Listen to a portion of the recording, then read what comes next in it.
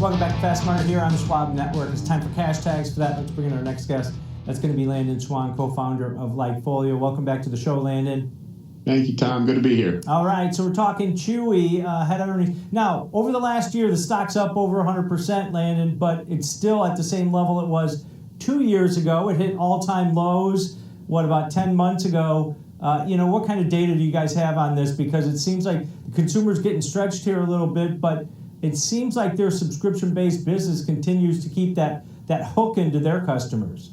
Yeah, this is actually one of my favorite companies to cover because the data on it is so strong. I mean, when we look at all the different data sources that we've got, web data is one of them, of course, and we'll always look at correlation to revenue, and this has got one of the highest correlations to revenue for web data. I think it's 0.93, so R squared is in the 0.8 range.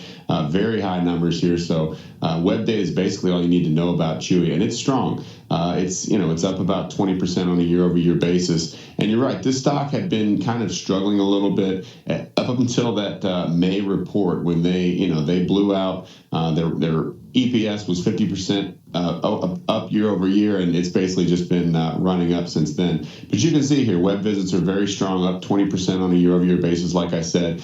And that's really the key for them. I mean, when you look at the numbers that they reported last quarter, their number of customers were down about 0.5%, which is, of course, not good. You don't want to hear that. But their total sales were up almost 5%, up to, strong numbers there. And I think a lot of it has to do with the fact that they're just such a sticky service. Auto ship accounts for about 80% of their revenue, and that was up from 2.1 to 2.3 billion. Auto ship searches, by the way, and people searching for the concept of auto ship are up at 5-year highs right now. So they're doing a great job of keeping the customers and turning that into more revenue, but they're not growing their customers. And I think that's what really investors want to hear on this report. Are you growing your customers? Because they're doing a great job of pulling people into the ecosystem and keeping them, but they're not doing a great job of growing those customers.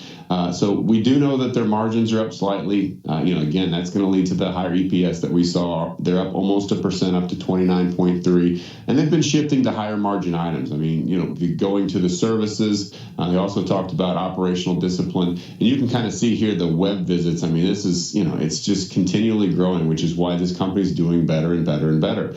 So they're actually up about 3x on a year-over-year basis. Very strong here. So, we like where they're at. It's just a matter of, getting more people in and growing that user base because they're getting more dollars out of each user.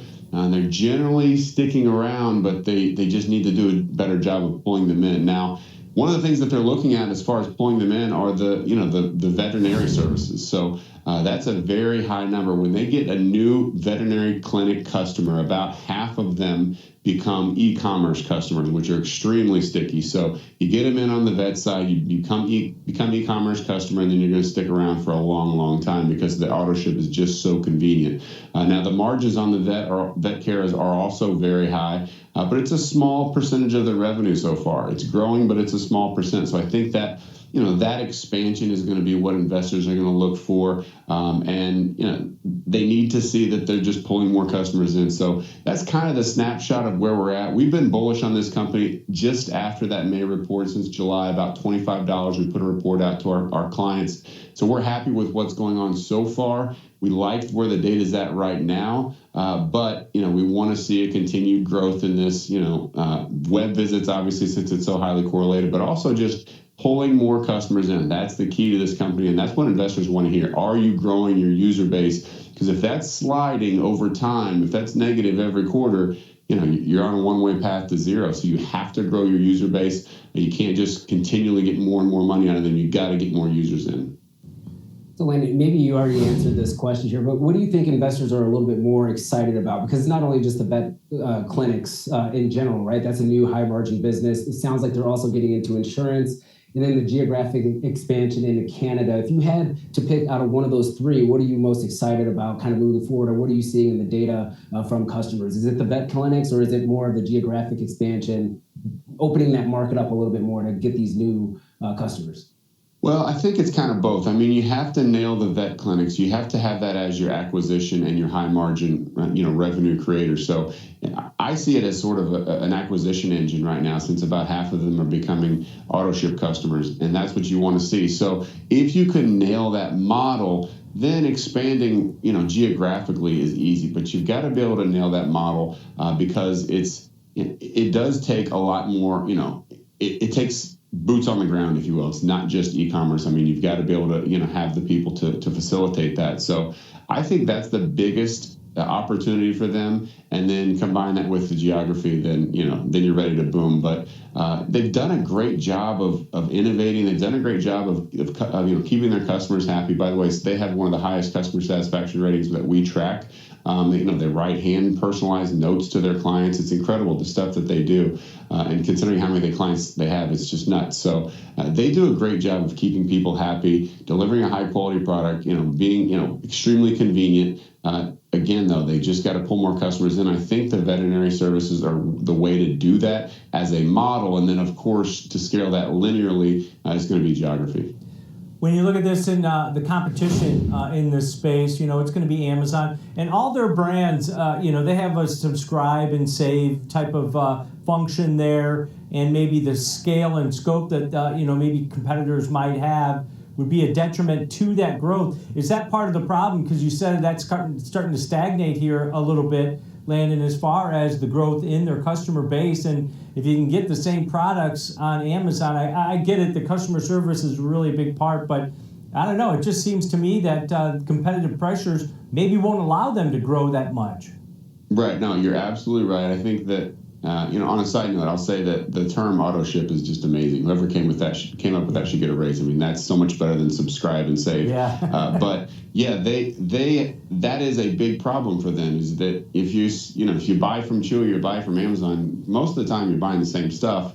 And everybody's got an Amazon account, so it's not hard to switch over. I think that's where, again, the veterinary services come into play, because if you've got a one-stop shop for all of your pet's needs when it comes to your daily pet products and services, all of that, but then if you get into adding the veterinary service, that's where you're going to differentiate. That's how you're going to be a little bit different. And if you talk to a vet and your dog's been unhealthy or whatever, and then they say, hey, you should switch to this, you want to sign up for auto ship, you lock that customer in. And then because that the vet has your pet's best interest in mind, that I think is the differentiator. That's what can separate them from the Amazon. So if they're just retailing and they're just auto shipping things out, they're going to have competition with all of the big shippers, Amazon primarily. But this veterinary service, I think, is the key to differentiate and become that, that touch point with the higher customer service, the higher trust factor. And when it comes to pets, you want to have that high trust, right? I mean, you can think of a lot of products that if they're auto shipped to you, it's no big deal. You don't really care that much as far as the trust of the product. It's a commodity. When it comes to pets' health, that's not a commodity. That's different, and that's going to create loyalty over time. So again, I'm big on as you can tell, I'm big on the veterinary services as not only a growth driver, but also a differentiator from a company like Amazon. Going into this report, Landon, what's your earnings score on this one?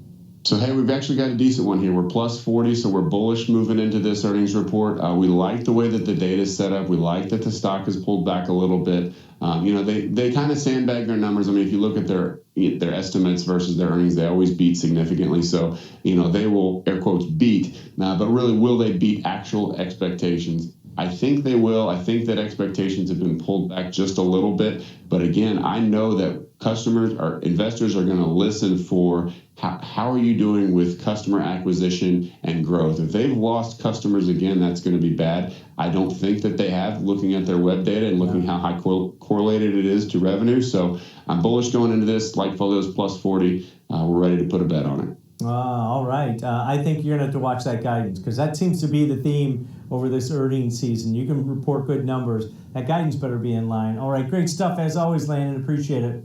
All right. Thanks, guys. All right. Landon Swan, co-founder of LikeFolio, breaking it down for us. Kev, I looked at a strategy that's